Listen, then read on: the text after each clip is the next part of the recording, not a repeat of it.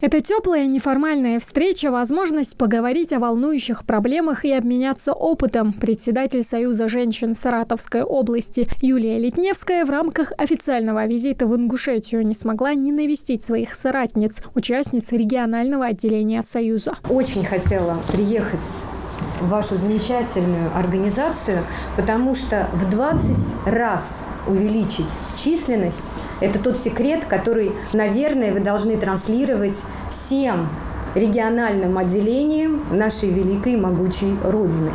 Я понимаю, почему. Потому что всегда роль личности, она имеет ключевое значение.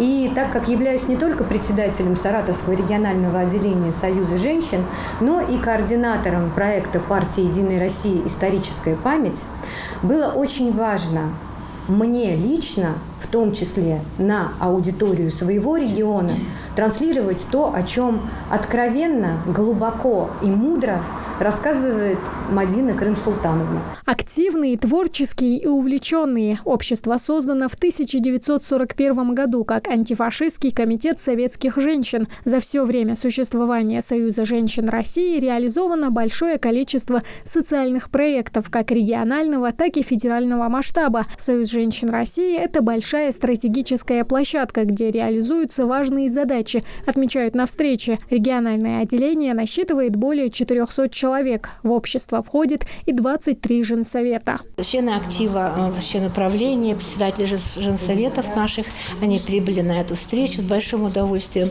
послушали нашу гостью. Она просто очаровала всех на самом деле.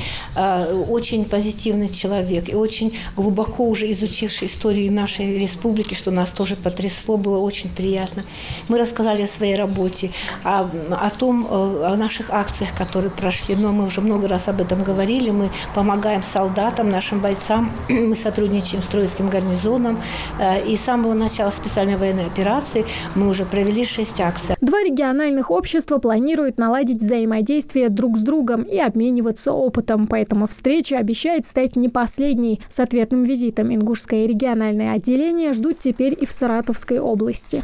Потрясающая встреча состоялась, за которую я безмерно благодарна всем подругам. Именно так обращаются друг к другу все женщины, которые входят в состав этой замечательной общественно-государственной организации «Союз женщин России».